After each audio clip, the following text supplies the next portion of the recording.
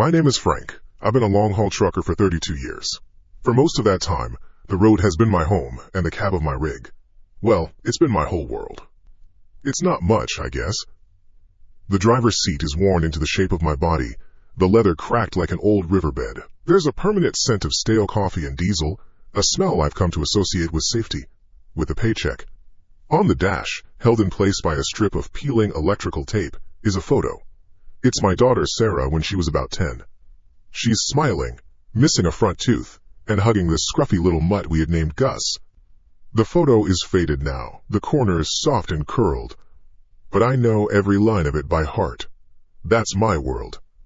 The low, steady rumble of the Cummins engine, the feel of the wheel in my hands, and that picture. I have rules. You don't last 3 decades out here without rules. Check your tires at every stop, even if it's just for coffee. Keep your logbook honest. Always have an emergency kit. And the most important one, the one that's written in stone, you never, ever pick up a hitchhiker. Ever. It's not about being a bad person. It's about survival. You hear stories. Every driver has one. A buddy of a buddy who picked up the wrong guy and ended up in a ditch. Wallet gone. Rig stolen. Or worse. So that's my rule. No riders. This all happened on a Tuesday night in late October, on a stretch of U.S. Route 50 in Nevada. They call it the loneliest road in America, and they're not kidding.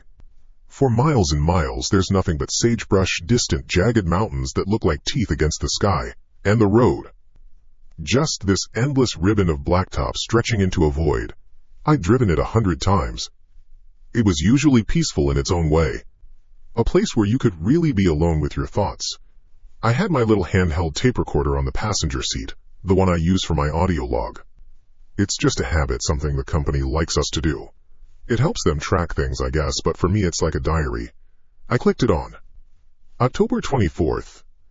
About 9:30 p.m., I said, my voice sounding a little tired in the small space. Frank Kowalski, Rig 734. Just past the turnoff for Fallon. Heading east on 50. Weather's starting to turn. Radio said a storm was moving in from the west. Looks like they were right this time. Sky's looking real heavy. Road's empty. Haven't seen another set of headlights in maybe an hour. Over and out.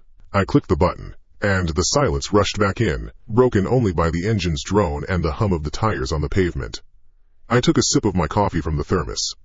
It was lukewarm, but it was something. The first few drops of rain hit the windshield then, fat and heavy, like someone was throwing pebbles at the glass. 1 drop, then 5, then a dozen. Within minutes, it wasn't just raining, it was a deluge. The sky just opened up and dumped everything it had. The wind started to howl, a low, mournful sound that seemed to come from the desert itself. It slammed into the side of my trailer, and I felt the whole rig shudder, a heavy jolt that made me tighten my grip on the wheel. My wipers were on full blast, swishing back and forth like mad, but they could barely keep up. The world outside the cab dissolved into a blurry, watery chaos.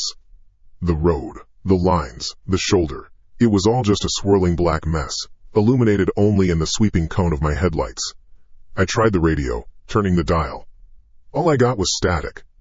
A hiss, then a crackle, then a different flavor of hiss. It was like the storm had swallowed up every signal, every voice, every connection to the outside world. I was in a 20-ton steel box, completely alone, in the middle of a biblical flood on the loneliest road in America. It was the kind of situation that could make a man nervous, but for me, it was just part of the job. You put your head down, you keep your hands steady, and you drive through it. You trust your truck, and you trust your experience. And that's when I saw him. It happened so fast. 1 second, there was nothing but the hypnotic back and forth of the wipers clearing a patch of glass. The next, my headlights caught a shape. A human shape. Standing on the shoulder, not 10 feet from the white line. Tall, thin, and drenched, his arm half raised in that universal gesture of a man who needs a ride. My first thought wasn't even a thought, just a jolt of pure adrenaline. What in the goddamn hell? There's nothing out here for 50 miles in either direction. No towns, no gas stations, no ranches, nothing. Where could he have possibly come from? Did his car break down? I scanned the side of the road as I got closer, looking for the glint of a wreck, a busted-up sedan in a ditch. Nothing, just the man, standing there in the middle of nowhere, in the middle of a storm that was trying to tear the sky apart. My foot instinctively eased off the accelerator. The rig slowed, its big engine groaning in protest. My mind was racing. My rule. No riders. I said it to myself, a silent mantra. No riders. Frank. I thought about the stories. I thought about being found in a ditch. The man was just a silhouette now, a dark cutout against the blinding rain. I couldn't make out his face. But then, I looked at the rain hammering against my window. I heard the wind screaming. It wasn't just a storm, it was a monster. To leave someone out in that, it wasn't just unkind, it was a death sentence. Hypothermia would get him in an hour if he didn't get blown into the path of another truck first. What kind of man would I be? What if he was a good person, a father whose car had died just trying to get home to his family? What would Sarah think if she knew her dad left a man to die on the side of the road because he was scared? Daparostambi. The conflict tore through me. My gut, the part of me that had survived 32 years of this life, was screaming, "Keep going, Frank. Don't you dare stop this truck." But my conscience, that quieter voice that I usually managed to ignore, was just as loud. You can't just leave him. You can't. I was almost past him. My headlights were moving off him, leaving him to be swallowed by the dark again. I had maybe 2 seconds to decide. Damn it. Damn it all to hell. With a curse that was lost in the roar of the engine and the storm, I slammed my foot on the brake. The air brakes hissed loudly, a violent metallic sigh that cut through the weather. The whole rig groaned and swayed as its massive weight fought against its own momentum. I steered it carefully onto the gravel shoulder, the tires crunching over the wet stones. The truck came to a stop, idling heavily, its lights painting a terrible stark picture of the man standing in my side mirror, looking at me, unmoving. I sat there for a long second, my hands gripping the wheel so tight my knuckles were white. My heart was pounding in my chest, a frantic drumbeat of regret. You just broke the rule, you old fool. You just broke the only rule that matters. I reached over and pushed the button to unlock the passenger door. A loud click echoed in the cab. Then, I leaned across the passenger seat, my hand hovering over the handle. I hesitated one last time, looking out at the featureless, raging dark. Then, I shoved the door open. The storm exploded into the cab. A furious blast of wind and rain whipped my face, sending papers flying off the dashboard and making the little photo of Sarah flutter wildly. The noise was deafening, a physical assault of sound and water. Through the open door I saw the man start to move. A slow, stiff shuffle toward the light and relative safety of my truck. He climbed up the steps clumsy and slow like his limbs were made of lead. He was a scarecrow of a man, rail-thin and soaked to the bone, his dark clothes plastered to his frame. He swung himself into the passenger seat, bringing the smell of rain and wet earth and something else.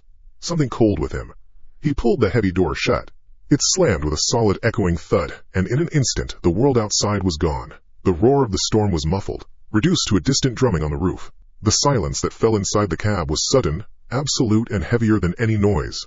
It was a suffocating quiet, thick with the sound of our breathing and the dripping of water from his clothes onto my floor mats. He didn't look at me. He didn't say thank you. He just stared straight ahead, through the rain-streaked windshield, into the blackness we had to drive into. His face was pale and gaunt in the dim glow of the dashboard lights, his eyes lost in shadow. For a moment that stretched on forever, neither of us spoke. The only sound was the th-whomp of the wipers and the water pooling at his feet. Then, in a voice that was barely a whisper, a dry, rustling sound like dead leaves skittering across pavement, he spoke one word. Elias. The name hung in the air between us, heavy and strange. Elias. It wasn't a name you heard much anymore. It felt old, like dust and forgotten Bibles. He just said it, and then went back to staring out the window, as if introducing himself was the end of the required transaction. The cab was filled with the sound of his wet jeans, squeaking against the vinyl seat, and the drip, drip, drip of rainwater pooling on the rubber floor mat. It was a miserable sound. I put the rig in gear, the shifter cold and solid in my hand. It was a familiar feeling, a comfort. I was back in control. Or so I told myself. I eased off the clutch, and the big truck lurched forward, pulling us away from the spot on the shoulder where I'd made the worst decision of my 32-year career. We merged back onto the blacktop, the headlights cutting a lonely path through the storm. So, Elias, I said, my voice sounding too loud in the confined space. Car trouble? It was the obvious question. The only logical question. But he didn't turn his head. He just kept his eyes fixed on the hypnotizing swish of the wipers. For a long moment, I thought he hadn't heard me over the engine's drone. "No car," he said, his voice a low rasp. It had no moisture in it, which was strange for a man who looked like he'd just been fished out of a lake. "No car?" I repeated, trying to keep the disbelief out of my tone. "So where'd you come from? There's not a town for hell for miles." He finally turned his head to look at me. It was the first time I really saw his face in the dim green and orange glow of the dashboard. It was a narrow face, with cheekbones that seemed too sharp, like they were tent-poling the pale, tight skin. His eyes were dark, set deep in their sockets, and they didn't seem to blink, they just watched. "I've been on this road a long time," was all he said. It wasn't an answer. Not a real one. It was the kind of thing a crazy person would say. That was it, I'd picked up a crazy person. Some poor soul who'd wandered out of an institution, or just had his wires crossed. That was a better thought than any of the alternatives. A crazy person I could handle. I could drop him off at the next town, point him toward a police station, and be on my way. Problem solved. I tried again. "Where you headed?" "East," he said. "Yeah, we're all headed east on this stretch. I mean, what's your destination? Austin? Ely?" He gave a slight, almost imperceptible shake of his head. "Just east. The end of the road." "Okay, Frank," I told myself. "Just shut up and drive. Get him to the lights of a town and get him out. Don't engage. Don't ask any more questions." I tightened my grip on the wheel and focused on the road. The rain was letting up slightly, but the wind was still hitting the trailer in angry gusts, making the whole rig feel like a ship in a storm. The silence came back, thicker this time. It was an active silence, a listening silence. I was hyper-aware of everything. The way he sat so perfectly still, not fidgeting or shivering. I was warm enough in my flannel shirt, but this guy was soaked through in the middle of a Nevada desert storm, and he sat there like a statue, not a single tremor. He wasn't even breathing hard. I couldn't hear him breathing at all, come to think of it. All I could hear was the engine, the tires, and the dripping water. That damn dripping. I risked a glance at the photo on my dashboard. Sarah and Gus. The one thing that kept me grounded. The reason I did this. To give her a better life than the one I had. She was in college now, studying to be a vet, a world away from dirty truck stops and lonely highways. The photo was my anchor, my proof that there was a real world outside of this cab. Minutes stretched into what felt like an hour. We passed a mile marker, a green sign with white numbers, blurry in the rain. Mile 113. We were still a long way from anywhere. Then he spoke again. His voice cut through the drone of the engine, soft but clear as a bell. "Sarah must miss her dog a lot." I froze. Every muscle in my body went rigid. My hands felt like they were glued to the steering wheel. It wasn't just my name or the rig number I'd spoken into the recorder. It was her name. A name I hadn't said out loud all night. "What did you say?" I managed to ask. My throat was suddenly dry as sand. Elias's gaze drifted to the dashboard, to the small, curled photograph. "The dog," he said in that same flat, emotionless tone. "Gus, it's hard when they get old." It was his kidneys, wasn't it? My heart didn't just pound. It felt like it seized, like a fist had reached into my chest and squeezed it hard. Gus. He'd said the name. Gus had died 8 months ago. His kidneys had failed. Sarah had been heartbroken. She'd held him in her arms at the vet's office when they put him to sleep. I was on the road in Ohio when it happened. I remember her call, her crying so hard I could barely understand what she was saying. How in the hell could he know that? I stared at the photograph. It was 5 inches of faded paper, tucked behind a plastic band. From the passenger seat, with the cab lit only by the faint glow of the dash, it was just a dark rectangle. The light from outside was non-existent. There was no way, absolutely no way, he could read the expression on a 10-year-old's face, let alone identify the scruffy little mutt tucked under her arm. And even if, by some miracle of eyesight, he could see the dog, how could he know his name? How could he know how he died? "How do you know her name?" My voice was a choked whisper. I wasn't a man who scared easily, but a cold, deep dread was spreading through me, starting in my stomach and branching out into my limbs. It was a kind of fear I had never known. a fear of the impossible. Elias didn't seem to notice my panic. He simply gestured toward the photo with a tiny, subtle movement of his chin. "It's a nice picture," he said. "You're a lucky man." That was it. That was his explanation. My mind raced, grabbing for straws, for anything that made sense. Was he a psychic? A con man who'd researched me? But why? For what purpose? To what end? There was nothing out here. We were two people in a metal box surrounded by 100 miles of violent, empty desert. Maybe I'd mentioned her name earlier. Maybe when I was getting coffee back in Fallon? No, I'd talked to no one. My audio log? I replayed it in my head. Frank Kowalski, Rig 734. Just past the turnoff for Fallon. I never mentioned Sarah. I never mentioned my family. It was a rule. You don't give strangers personal details. He had to be guessing. A lucky, horrifying guess. He saw a photo of a girl and a dog, and he guessed the most common girl's name he could think of, and the most common cause of death. It had to be a coincidence. It was a 1 in a million shot, but it had to be a coincidence. Because if it wasn't, then the man sitting next to me was something else. Something that didn't follow the rules of the world I knew. I needed to do something normal, something real. I needed to anchor myself back to my world, the world of logbooks and regulations and physics. The tape recorder. It was still on the seat between us. My log. I had a duty to report, that's what it was. A duty. My hand, shaking slightly, left the steering wheel and reached for the little black device. I felt a surge of relief just touching the familiar, cheap plastic. This was real. This was a machine. It recorded facts. I thumbed the record button. A tiny red light blinked on. October 24th, I started, my voice strained. Log entry update. I have a passenger. Picked up a hitchhiker near mile marker. I never finished the sentence. A hand landed on my forearm. The cold was shocking. It wasn't the damp cold of his clothes. It was a deep, penetrating cold, like a piece of meat from a deep freezer. It felt like it was leaching the warmth right out of my skin, right out of my bones. It was a dead cold. My breath hitched in my throat.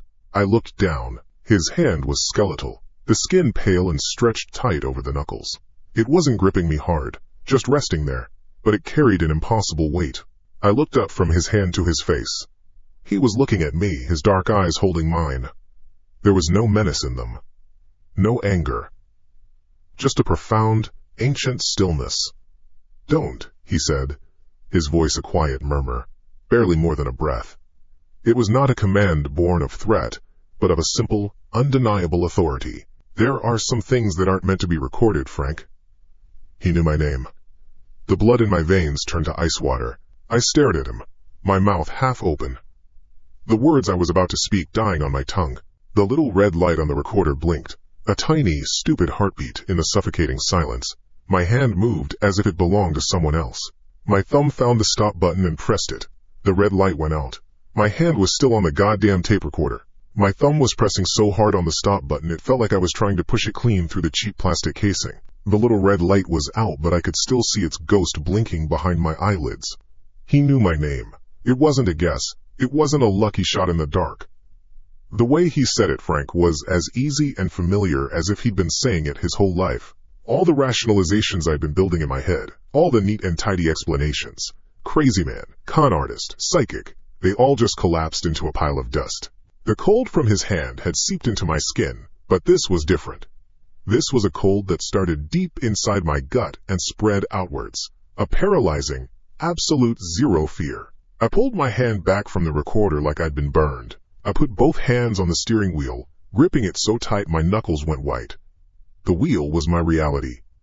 10 and 2. Keep your eyes on the road. Drive the truck. That's what you do. You drive the truck. The silence that followed was worse than any of his strange questions. It was heavy. It had a texture to it, thick and suffocating. The only sounds were the ones I made for a living. The low, steady drone of the Cummins engine, the rhythmic slap, slap, slap of the windshield wipers, the hiss of the tires on wet asphalt. Sounds that had been my lullaby for 30 years now sounded like a clock ticking down to something awful. I was trapped in this cab, in this rolling metal box with him.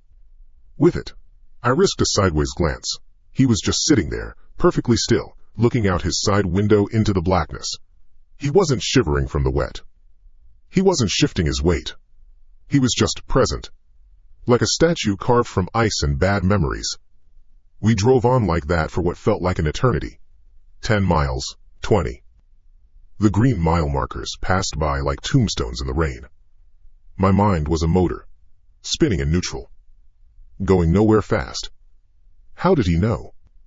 How did he know Sarah's name, Gus's name, my name? The questions just circled and circled, with no place to land. Then, he broke the silence again. His voice wasn't loud, but it cut through the engine noise like a razor. "Just up here," he said, his tone flat, conversational. He raised a long, pale finger and pointed out my side of the windshield into the swirling black. "About 2 miles back, that sharp curve." I didn't answer. I didn't want to engage. "Drive the truck, Frank. Just drive the goddamn truck." "A blue sedan," he continued, as if I'd asked him to. "Toyota Camry. Lost control on the wet road. Went over the edge, rolled 3 times. 3 college kids. They were heading to Ely for a weekend. Never made it." He paused, and my blood ran cold when he added the next part. "That was a night just like this one. October. Raining hard." I swallowed, my throat clicking. I remembered that. Vaguely. It had been on the local news out of Elko maybe a year or 2 ago. A tragic accident. The kind of thing you hear about and then forget. A piece of highway static, but he spoke about it like he'd been a first responder. The detail about the make of the car, the destination, it was too much. "A lot of folks get in trouble on this road," I said, my voice hoarse. I was trying to sound casual, trying to pretend this was just 2 guys passing the time. It was a pathetic attempt. "They do," Elias agreed. He turned his head ever so slightly, his dark eyes glinting in the faint orange glow from the dashboard. 16 miles ahead, just past that old mining turnoff, that's where the tanker truck went off. The driver fell asleep. Jackknifed. The whole rig caught fire. They didn't find much of him left. My heart started to hammer against my ribs. The tanker fire. I knew that one too. You don't forget seeing the pictures of a burned-out rig on the 6 o'clock news. It had happened last winter. But how could he know the exact spot? We were surrounded by miles of identical, featureless desert. To him, it was like the landscape was a map of tragedy, with every crash site marked by an invisible X. He wasn't finished. And the RV that was the saddest, the family from California. The father blew a tire. The whole thing veered right into the rock face. Right there. He gestured again, this time to the right, at a dark, looming cliffside we were just passing. Must have been terrifying. One moment you're listening to the radio. The kids are asleep in the back. The next, just noise and fire. That's when the fear turned into something else. Something sick and liquid in my stomach. This wasn't a memory for old news reports. This was something else. He was a goddamn ghoul, a tour guide of death on America's loneliest highway. His voice was utterly devoid of emotion. No sadness, no horror, no sympathy. He was just listing facts, as if reading from an official report. The clinical detachment was the most horrifying part of it all. It was the voice of something that had seen it all and felt nothing. I had to do something. Something real. Something normal. I needed to break the spell. Coffee? The word just fell out of my mouth. It was the most ordinary, human thing I could think of. The thermos was wedged between my seat and the center console. A big stainless steel Stanley my wife had given me for Christmas 10 years ago. It was an anchor to my world. Elias just looked at me. His expression didn't change. "It's, hot," I said, fumbling with my left hand while keeping my right on the wheel. "Might warm you up." I managed to unscrew the cap and upend the small cup that fit over the top. My hand was shaking so badly I almost dropped it. I held the thermos steady and poured. The coffee was black and bitter, the way I liked it. Steam billowed from the cup. A thick white cloud in the chilly cab, smelling of burnt beans and civilization. It was a smell that meant truck stops and diners and early mornings. A sane smell. "Careful," I said, my voice trembling slightly as I held the steaming metal cup out to him. "It's scalding. Fresh pot." Elias reached out and took it, but he didn't take it by the small plastic handle. His pale, slender fingers wrapped directly around the body of the stainless steel cup. The cup that I just poured boiling coffee into. The cup that was radiating a heat I could feel from a foot away. I watched, frozen, waiting for the inevitable. The gasp. The curse.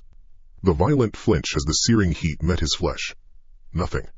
He didn't so much as blink.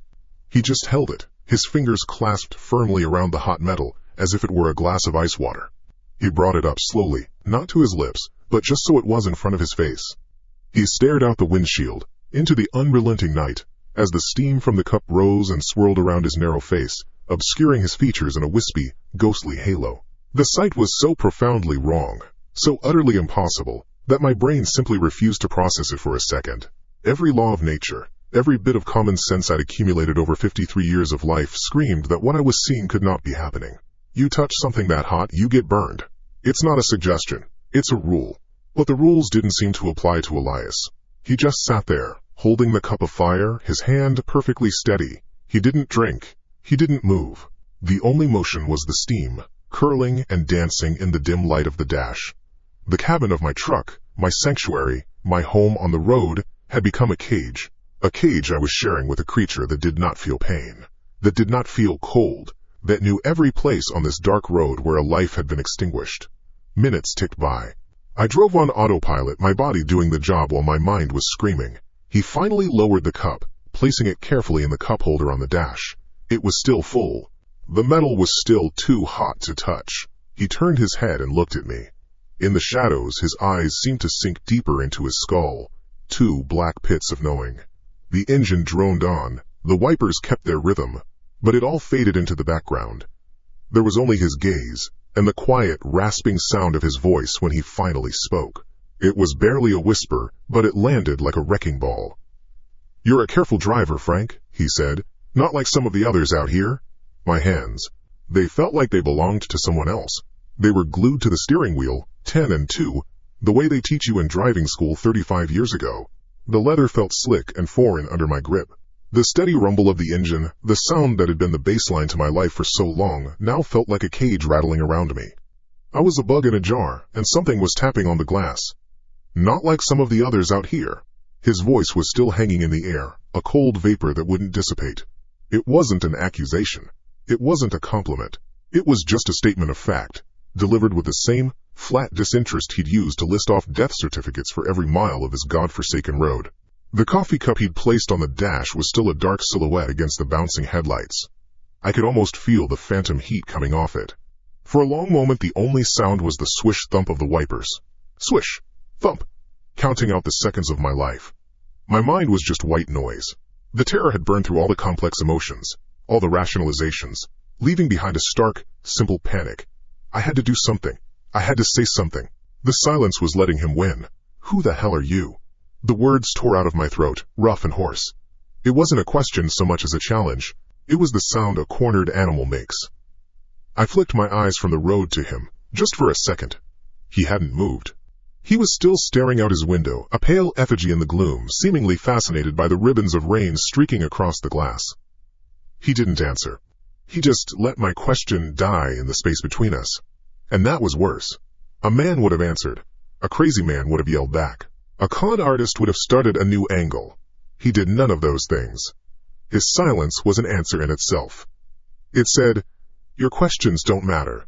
"I asked you a question," I repeated, my voice shaking now, the anger draining away and leaving only the naked fear behind. "What do you want from me?" He let another 10 seconds of wiper thumps go by. Then he sighed. It wasn't a sigh of frustration or weariness. It was a sound like dust settling in an old, abandoned house. A sound full of time. "This weather," he said, his voice softer now, almost wistful. He still hadn't looked at me, he was talking to the night. "It reminds me of another night, a long time ago. It wasn't raining, though. It was snowing. So thick you could barely see the hood of your own truck." I didn't say anything. My blood felt like it was turning to slush in my veins. Another story. Another ghost story on this highway of ghosts. But this felt different. The impersonal, clinical tone was gone. There was something else in his voice now. A strange, deep sadness. A resonance. The road was ice, he continued, his voice a low murmur, weaving itself into the drone of the engine. The kind of snow that sticks to the signs, making them unreadable. The kind that muffles the whole world until all you can hear is your own heart beating. My own heart was a trip hammer against my ribs. I knew that kind of snow. I'd driven in it 1,000 times. But the way he described it, it was too poetic, too personal. It wasn't a description, it was a memory. The air in the cab grew thick, heavy with unspoken things. I felt the weight of years pressing down on the roof. And then, he turned his head. It was a slow, deliberate movement. Not a sudden jerk. It was the movement of a statue coming to life. His face came out of the shadows and into the faint, ghostly green and orange glow of the dashboard. And his eyes. My God, his eyes. They weren't just dark anymore, they were wells. They held the blackness of the night outside, and they were fixed on me. They weren't seeing a 53-year-old trucker, they were seeing something else, something deep inside me. He locked his gaze with mine, and the world just stopped. The road ahead seemed to stretch into an infinite black tunnel. The wipers, the engine, the rain, it all faded into a distant hum. There was only the ringing in my ears and those bottomless eyes. He leaned forward, just an inch, bringing a new chill into my personal space. And he whispered. The sound was so quiet it was barely there, but it drilled right through my skull and into the deepest, most sealed-off part of my soul. Do you ever think about the man in Reno, Frank? Reno. The word hit me like a physical blow. Not a town. A place in time, a locked room deep in the basement of my mind. A room I hadn't opened for 30 years. The man, Elias went on, his whisper a serpent coiling in my ear. By the side of the interstate. On that snowy night. My breath caught in my chest. My vision tunneled. The dashboard lights swam and blurred. It wasn't possible. It was not fucking possible. The one, he finished, each word a perfectly placed shard of ice, that you didn't stop for. And just like that, the dam broke. 30 years of concrete, of denial, of willful forgetting, pulverized into dust. The memory didn't just come back, it roared back. It wasn't a ghost, it was a flood, and I was drowning. I'm 22, young and stupid and full of piss and vinegar. I'm in my first rig, a beat-to-hell Peterbilt, that smells of stale cigarettes and desperation. I'm running behind schedule on a load of produce for a supermarket chain in Salt Lake City. Behind schedule means docked pay, and I'm already running on fumes and a shoestring budget. It's almost 3 in the morning. Outside Reno, the snow is coming down in a thick, blinding curtain. It's the kind of night where you just want to be done, want to be parked, want to be anywhere but on this slick black ribbon of death. Then I see them. Hazard lights, a pulsing orange heartbeat in the blizzard. A sedan, an old Ford, nosed into a snowbank on the shoulder. And a figure. A man, silhouetted by the frantic blinking. He's not wearing a heavy jacket. Just a sweater, maybe. He's waving his arms, a desperate, frantic motion. Pleading. My foot hovers over the brake. Every instinct, everything my father ever taught me about the code of the road, screams at me to stop. You stop for a stranded motorist. Always. It's the law of the highway. But I'm late. The snow is getting worse. This could take hours. And a little voice, a selfish, cowardly little voice in the back of my young head whispers, it's the interstate. Someone else will come along. A state trooper. Another truck. Someone with more time. Someone who isn't me. I press the accelerator. The diesel engine groans, and the rig pushes past him. For a single, terrible second, my headlights illuminate his face. He's not old. Maybe my father's age. His expression? It's not anger. It's a look of disbelief, of betrayal, as if he can't comprehend that another human being would just leave him there. I see his face in my rearview mirror for a moment, a pale ghost shrinking in the swirling snow, and then he's gone. I tell myself I did the right thing. The safe thing. It was too dangerous to stop. I keep telling myself that for the next 100 miles. 2 days later, in a Greasy Spoon diner in Cheyenne, I pick up a copy of USA Today. A small article, page 6. Nevada man freezes to death after car breaks down in blizzard. Alan Miller, 48, of Sparks. He was on his way home from visiting his sister. They think he was out there for 5 hours before a snowplow found him. 5 hours. I gasped, a raw, ragged sound, and my eyes snapped back to the present. To the cab of my truck. To the things sitting next to me. I hadn't told a single living soul. Not my wife. Not my priest in confession, not my best friend over a bottle of whiskey. It was my sin. The cornerstone of every good deed I'd ever done since. A constant, silent penance for the one time I had failed to be a decent man. It was a secret I had buried so deep, I had almost convinced myself it hadn't even happened. But he knew. This thing, this passenger from the rain, this collector of roadside tragedies, he knew. He hadn't just told me the story of some anonymous victim. He had reached into my guts and pulled out the one rotten piece of my own history that I thought was mine alone. My whole body was shaking, a violent, uncontrollable tremor. The steering wheel was vibrating in my hands. I stared at him, my mind a blank cavern of pure, absolute horror. The fear of ghosts and monsters was gone. This was the terror of judgment. Of being truly seen. How? The word was a choked, broken thing, a piece of my own sanity snapping off and falling away. How did you know? Elias didn't answer right away. He just held my gaze for a long time. The sadness in his eyes was still there, but now it was mixed with something else. An ancient, weary pity. Then, slowly, so very slowly, the corners of his mouth began to lift. It wasn't a grin. It wasn't a smirk of triumph. It was a smile, but it was the saddest, most terrible smile I had ever seen. It was the smile of a man who had waited in the cold for a very, very long time. It was the smile of an ending. A smile that knew everything, that understood everything, and that had finally, after all these years, come to collect. That smile. It wasn't human. I've seen men smile in bars. I've seen them smile at a good joke. I've seen my own wife smile at me over 1,000 breakfasts. This wasn't any of those things. This was the smile of a lock turning in a door you didn't even know was there. A door that had just been shut and bolted from the other side, with you still inside. It was a smile of finality. Of an appointment kept. The cold wasn't just in the cab anymore, it was inside me. I could feel it radiating from my own bones. The memory of that night in Reno wasn't just a picture in my head, it was a physical thing. I could practically smell the diesel fumes from my old Peterbilt, feel the grit of the road salt under my boots. I could see Alan Miller's face, that look of plain, simple disbelief in his eyes as I roared past him, disappearing into the whiteout. Leaving him. Betraying him. Betraying the code. And this thing sitting next to me, it knew, it had been there.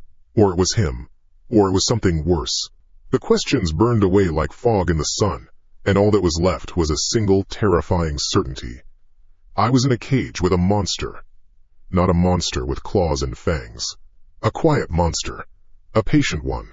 The kind that waits for you in the rain on a lonely highway. The kind that knows your name and the name of your daughter and the name of the man you let die in the snow 30 years ago. My mind just snapped. The part of the brain that tries to make sense of things, that tries to find a rational explanation, it just shut down. It was overloaded. All that was left was the lizard brain, the animal part, and the animal was screaming one word: run. My foot slammed down on the accelerator. Not a gentle press, a stomp, a dead-weight drop of pure animal panic. The Cummins engine under the hood, which had been a steady, familiar rumble, let out a roar like a wounded beast. The whole cab shuddered. The 18 wheels bit into the wet asphalt, and we didn't just accelerate, we launched. The wipers couldn't keep up. The rain-streaked darkness outside smeared into a tunnel of black and fleeting silver. The yellow lines on the road became a solid, hypnotic streak. 80 miles an hour. 85. 90. The rig was groaning, vibrating, a giant steel box hurtling through the storm, completely on the ragged edge of control. My world had shrunk to the glowing dashboard, the wheel shaking in my hands, and the thing in the passenger seat. Get out! The scream tore from my throat, raw and ragged over the shriek of the engine and the wind. It wasn't a request. It was a primal command, the sound a man makes when he's trying to scare a predator away from his cave. Get out of my truck! I risked a glance. Just a flicker of my eyes. He hadn't moved. He was completely still, a statue of calm in the middle of my screaming chaos. The violent lurch of the truck hadn't even made him flinch. He just sat there, his head turned slightly towards me, that terrible, sad smile gone now, replaced by a look of, there's no other word for it, placid understanding. It was the look a doctor gives a terminal patient. Get the hell out! I yelled again, spittle flying from my lips. I was insane with fear. My only thought was the next town, Fallon. It had to be maybe 40, 50 miles ahead. Lights. People. A police station. A place where things like this couldn't exist.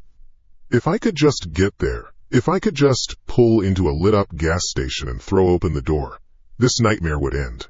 It had to. He let the engine scream for another 10 seconds. He let my terror fill every inch of the cab until it felt like I was choking on it. Then, he spoke. And his voice, my God, his voice cut through the noise like a shard of ice. It wasn't loud. It was perfectly clear, perfectly level, and it killed every last scrap of hope I had left. We can't stop, Frank. I stared at the road, but I wasn't seeing it. I was just seeing those words, hanging in the air in front of me. This trip, he said, with that same flat, dead finality, only ends where it began. Where it began. The words hit me harder than a fist. Not the truck stop where I'd picked up my load. Not the warehouse in California. He meant something else. He meant Reno. He meant that snowy shoulder of I-80. He meant a cold grave. The trip wasn't to Salt Lake City. The destination was death. My death. This wasn't a ride-along. This was a collection. There would be no town, no lights, no police. The world outside the windows of this cab didn't exist anymore. There was only this truck, this road, and him. The 40 miles to Fallon might as well have been a million. I was already in my coffin, and he was the undertaker. Something inside me broke for the second time, but this wasn't a quiet snap. This was a violent implosion. If running wasn't an option, if escape was a fantasy, then there was only one thing left to do. If the trip had to end, then I would end it, right here, right now, on my terms. With another raw scream that was more animal than human, I wrenched the steering wheel to the right. My plan, if you can call the panicked flailing of a drowning man a plan, was to clip the guardrail, to scrape the truck to a violent, screeching halt against the steel barrier, to cause enough of a wreck that we would be forced to stop. A crash was better than this. Anything was better than this. The truck responded instantly. The front right tire left the pavement with a jarring thud, hitting the soft, muddy shoulder. The whole rig lurched violently, trying to tear the wheel from my hands. But before the truck could fully swerve, before it could hit the rail, something stopped it. A hand. Elias's hand shot out, impossibly fast. It wasn't a panicked grab. It was a smooth, deliberate motion. His pale, thin fingers wrapped around the right side of the steering wheel. I expected a struggle. I expected to fight him for control. There was no struggle. His grip was like forged steel, cold, unyielding, and inhumanly strong. I was a 53-year-old man who'd spent his life wrestling with heavy machinery, and my full-bodied, panic-fueled effort against the wheel was like a child pushing against a brick wall. His hand didn't even seem to tense. He just held it, and with a steady, effortless pressure, he began to pull the wheel back to the left, back towards the center of the road. "No!" I roared, and threw my body against the wheel, trying to use my weight. It was useless. I let go with my right hand and swung a clumsy backhanded blow at his face. I don't even know if I connected. It was like hitting stone. He didn't cry out. He didn't even grunt. He just kept that steady, terrifying pressure on the wheel. A silent, frantic war was being waged in the claustrophobic space of the cab. My grunts and curses against his absolute silence. My wild, flailing strength against his calm, immovable force. The truck, caught in our war for its soul, was now completely out of control. The massive trailer behind us began to fishtail.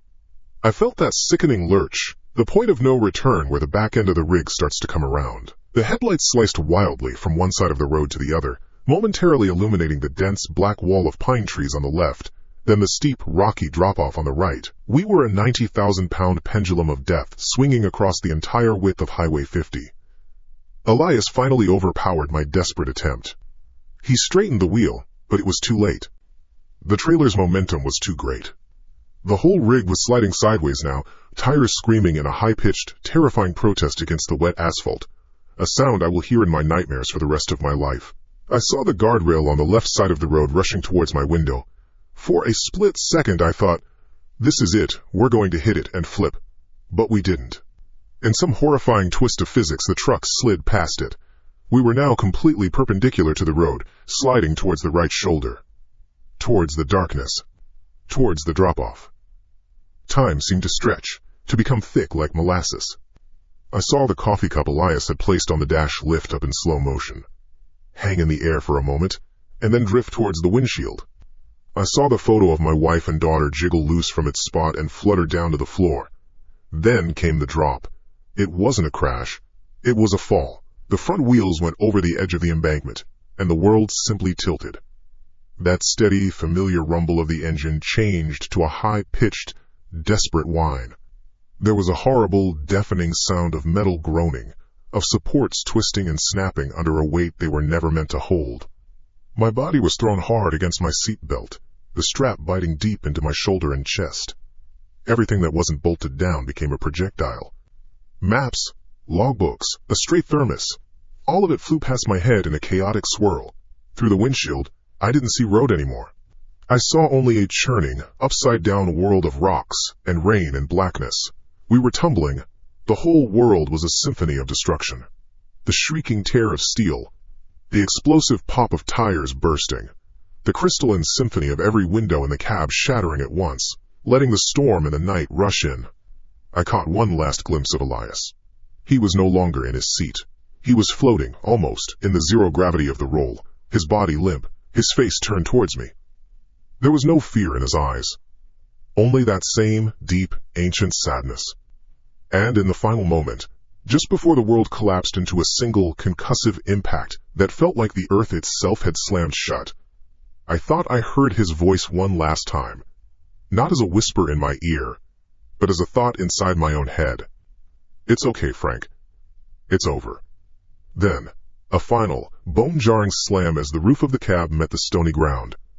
And then, at last, nothing. Just silence. And the dark. The first thing I remember isn't a thought. It's a smell. That sharp, clean, wrong smell of antiseptic that tells you you're not where you're supposed to be. Then there was a sound, a steady, rhythmic beep that seemed to come from inside my own head. Beep. Pause. Beep. The metronome of a life that hadn't, against all odds, stopped. My eyes cracked open. The world was a blurry mess of white. A white ceiling, white walls. I tried to move my head, and a hot spike of pain shot from my neck down my spine. I groaned. A dry, scratchy sound. "Easy there, Mr. Davis. Don't try to move too much." The voice was calm, low. I blinked, and the blur slowly resolved into the shape of a man sitting in a chair beside the bed. He was in a police uniform, maybe late 40s, with a tired face and a thick, well-kept mustache. He looked like he'd rather be anywhere else. I could relate. "Where?" I managed, my throat feeling like it was lined with sandpaper. "You're in Churchill County Hospital." "Fallon," he said, his voice patient. "You were in a nasty accident. Your rig went off the road on the 50. You were a very lucky man, Frank." The name, my name, sounded strange. The crash came back to me then, not as a clear memory, but as a series of violent snapshots. The lurch, the scream of twisting metal, the spiderweb cracks spreading across the windshield, the upside-down world of rock and rain, and a face. A pale, sad face floating in the chaos. "Elias," I croaked. "The other guy, the man who was with me. Is he okay?" The officer's expression didn't change, but I saw a flicker of something in his eyes. Pity, maybe. The kind of look you give a dog with a broken leg. "Frank, listen. The trucker who found you, he called it in right away. Paramedics were on site within 20 minutes. You were the only one in the cab. I tried to push myself up, but the pain and the straps holding me down stopped me." No, that's not right. He was sitting right next to me. In the passenger seat. We crashed because of him. We were fighting. My voice trailed off. It sounded insane, even to me. "The passenger side door took the brunt of the impact," the officer said, his tone even and placid, the voice of a man trained to handle hysteria. "It was crushed, jammed shut. The fire department had to use the jaws of life to peel it open an hour after they got you out. There were no other footprints at the scene, Frank. None besides yours, from when you got out at the start of the storm and the first responders. There was nobody else there." My head swam. Was it possible? A concussion? A hallucination brought on by the crash? But he had been so real. The cold of his hand, the unnerving stillness, The things he knew. He knew about Sarah. He knew about Sparky. He knew about Reno. His name is Elias, I insisted, my voice getting stronger, tinged with desperation. He was maybe 6 feet, thin, wearing a dark coat. Pale. He was there. I swear to God, I didn't imagine him. The officer, whose name tag read Riley, just nodded slowly. Okay, Frank. Okay. We'll put it in the report. You just need to get some rest. The doctors say you have a severe concussion and a few broken ribs, but you're going to be fine. He stood up, placing a small notebook in his pocket. He was humoring me. That was it. To him, I was just another victim of shock, my brain scrambling memories that weren't there. But I knew. I knew what I had seen. The next few days were a blur of pain, medication, and the suffocating boredom of a hospital room. The physical ache was a dull, constant companion, but it was nothing compared to the war raging in my mind. Every time I closed my eyes, I saw Elias's face, not as a monster, but as something infinitely sadder. I'd go over it again and again. The way he knew about Sarah's dog, the way he held the hot coffee cup, the question about the man in Reno. Had I dreamed it all? Had my guilt over that night, buried for 3 decades, finally bubbled up and created a phantom in the passenger seat? The doctors talked about trauma-induced fugue states. They used words that made me sound crazy, and sometimes, lying there staring at the acoustic tile ceiling, I thought maybe they were right. Maybe the loneliest road in America had finally made me snap. On the 3rd day, Officer Riley came back. He wasn't wearing his uniform, just jeans and a worn-out flannel shirt. He looked even more tired than before. He pulled the same chair up to my bedside. "How you feeling, Frank?" he asked. "Like I went 10 rounds with my own truck," I said. "You find my passenger yet?" He ignored the jibe. He reached into a bag and pulled out the small black digital voice recorder I kept clipped to my sun visor, the one I used for my trip logs. My heart started to pound against my bruised ribs. "We're wrapping up the investigation," Riley said, placing the recorder on the bedside table. "Standard procedure. We review all onboard recordings. Your logbook, your dashcam, and this." He tapped the little black box. "Mind if I play something for you?" I just nodded, my mouth suddenly dry. Riley pressed a button. A hiss of static. Then my own voice, tinny and distant, filled the quiet room. "Log entry, October 15th, mile marker 119, Highway 50. Weather's turned to hell. Raining sideways. Looks like I'll be pushing it to make Fallon before it gets too bad." There was a click as I turned it off. Then another click. More static. Then my voice again, but different this time. Tense. Strained. You're soaked, man. Get in. Get out of the rain." Riley looked at me. I stared back at him, waiting for the other voice. The quiet, raspy reply. There was only silence. A long, 10-second stretch of empty static, and the drone of the engine. Then my voice again. "Frank." "Name's Frank." Another gap. Longer this time. A 15-second void of nothing. It felt like an eternity. On the tape, it sounded like I was just sitting there, waiting for a response that never came. The recording continued like that. My side of the entire conversation, perfectly preserved. Me offering coffee. Me asking where he's from. Me talking about the road. And in between every one of my sentences, there was just a dead, unnerving silence, filled with the noise of the road. It was the sound of a man talking to himself. The sound of a man slowly going insane. Riley's voice cut in again over the recording, breaking the spell. "What did you say your daughter's name was?" I flinched. That was the moment. The moment the ice had formed in my gut. "Sarah, how did you know?" My recorded voice was a whisper. Then came the longest silence of all. The one where Elias had told me about the accidents. On the tape, it was almost a full minute of nothing but the engine, the wipers, and the rain. A minute of pure, empty air. My breathing grew shallow, ragged. This was impossible. This was wrong. Riley finally switched it off. The sudden quiet in the room was deafening. "We listened to the whole thing, Frank," he said, his voice soft, gentle even. "All the way up to the crash. There's only one voice on that tape. It's yours. I just stared at him, my world tilting on its axis. The doctors were right. The cops were right. I was crazy. I had imagined him. The guilt, the storm, the loneliness. It had cooked up a ghost in my head. A ghost named Elias. I stayed silent for a long time. Riley didn't press. He just sat there, letting the terrible truth sink in. Finally, he cleared his throat. "There's one more thing," he said, and the tone of his voice changed. The professional pity was gone, replaced by something I couldn't quite name. Something closer to awe. Or fear. "We sent a patrolman back out to the crash site yesterday to take some final measurements for the insurance report.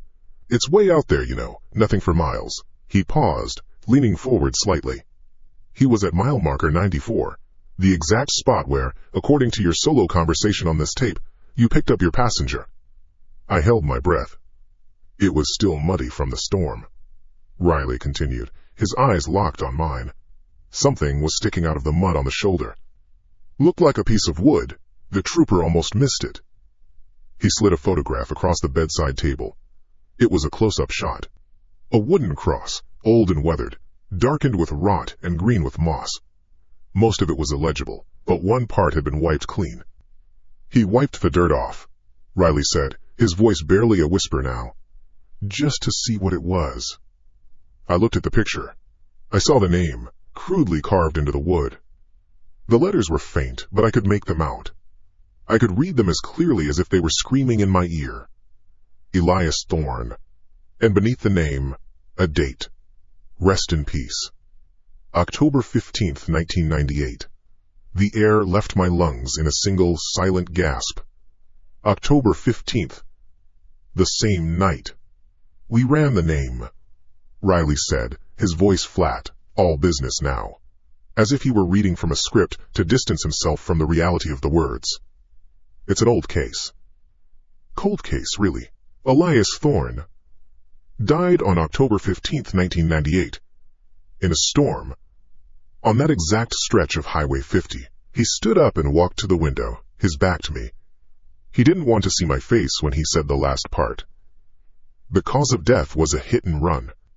A low hum started in my ears. A truck hit him and just kept going. Left him to die on the side of the road. They never found the driver. All they had was a partial description of the rig from a motorist who passed it a few miles down the road. Riley turned back to face me. His face was a mask of professional neutrality, but his eyes told a different story. They were looking at me like he was seeing a ghost. "The truck," he said, and every word landed like a hammer blow.